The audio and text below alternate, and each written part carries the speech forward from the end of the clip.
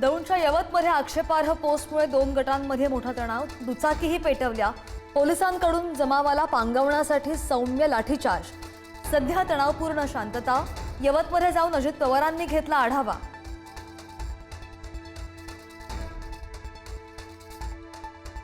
देश हिंदू राष्ट्र होईपर्यंत थांबायचं नाही म्हणणाऱ्या आमदार संग्राम जगताप यांना अजितदादांनी सुनावलं। एखाद्या व्यक्तीने वक्तव्य केलं म्हणजे ती पक्षाची भूमिका नसते, अजितदादांचं वक्तव्य। कदम कुटुंबियांच्या सावली बारचा परवाना अखेर रद्द। फक्त कारवाई नको, योगेश कदम यांचा राजीनामा घ्या, अनिल परब यांची मुख्यमंत्र्यांकडे मागणी। कोकाटेंवरील कारवाईतून फडणवीसांचा शिंदेंना इशारा। शिंदेंकडून वादग्रस्त मंत्र्यांवर कारवाईची फडणवीसांना अपेक्षा। यापुढे चुकीचं वागणं खपावून घेणार नाही, मुख्यमंत्र्यांचा इशारा। विधान भवनात रमी खेळणाऱ्या माणिकराव कोकाटेंना दणका। कोकाटेंकडून कृषी खात्याचा कारभार काढला। कोकाटेंकडे क्रीडा आणि युवक कल्याण मंत्रीपद। कोकाटेंकडून काढलेल्या कृषी खात्याचा कारभार आता दत्ता भरणेंकडे। शेतकऱ्याच्या मुलाला कृषी खातं मिळालं याचा आनंद, भरणेंची प्रतिक्रिया।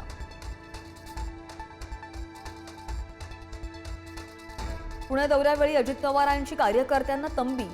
कुठे चौफुल्याला जाऊन तडफडू नका, कुठेही जाऊन ठॉय करू नका, अजितदादांनी टोचले कान। शेकापच्या वर्धापन दिनाच्या दिवशी राज ठाकरे आणि खासदार संजय राऊत एकाच व्यासपीठावर। अलिबागमध्ये उद्या होणार मेळावा।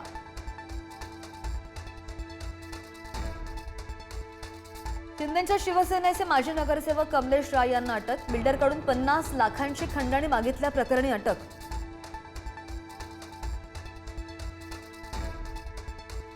लाडकी बहीण योजनेसाठी पुन्हा सामाजिक न्याय विभागाचा निधी। सामाजिक विभागाचे 410 कोटी लाडकी बहीण योजनेसाठी वर्ग। जुलैचा हप्ता देण्यासाठी निधी वितरित।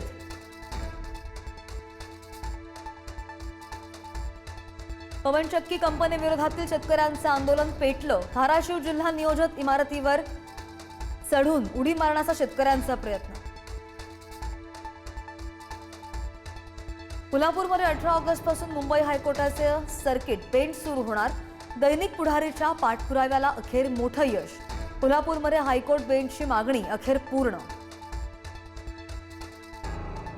संभाजीनगरमध्ये गुंठेवारी केल्यानंतर सुद्धा मिळणार नाही मोबदला। महापालिकेच्या अटी शर्तींमुळे नागरिकांमध्ये संभ्रम आणि भीतीचं वातावरण।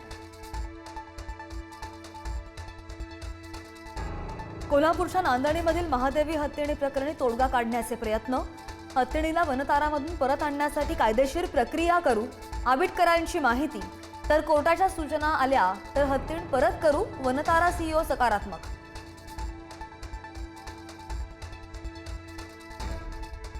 कोर्टाच्या परवानगीनंतर मुंबईमध्ये माघी गणेश मूर्तींचं उद्या विसर्जन। पीओपी मूर्ती विसर्जनाला समुद्रात बंदी असल्यानं विसर्जन करण्यास दिला होता नकार।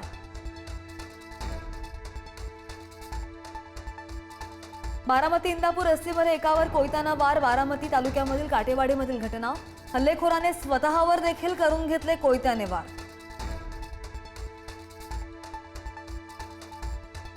पुण्यामधील औंधमध्ये खड्ड्यांमुळे नागरिकाचा बळी।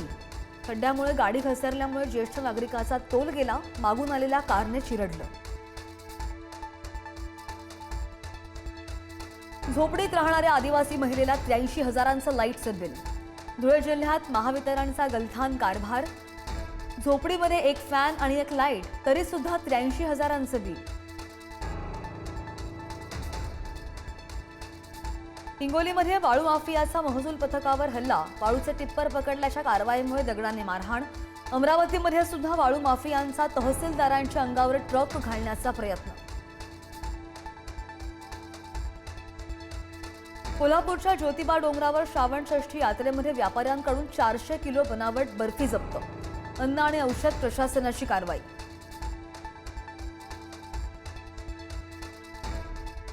संत ज्ञानेश्वर महाराजांचा 750वा जन्मोत्सव राज्यभर साजरा होणार।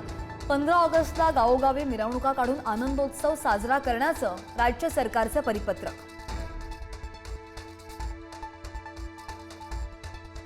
निफाड सहकारी साखर कारखान्यात बिबट्यांचा मुक्त संचार। 2 पिलांसह नरमादी बिबट्यांच्या कुटुंबाचा वावर.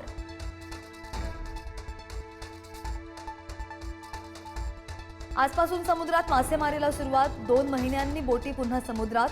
नारळी पौर्णिमेनंतर मच्छीमारीला वेग येणार.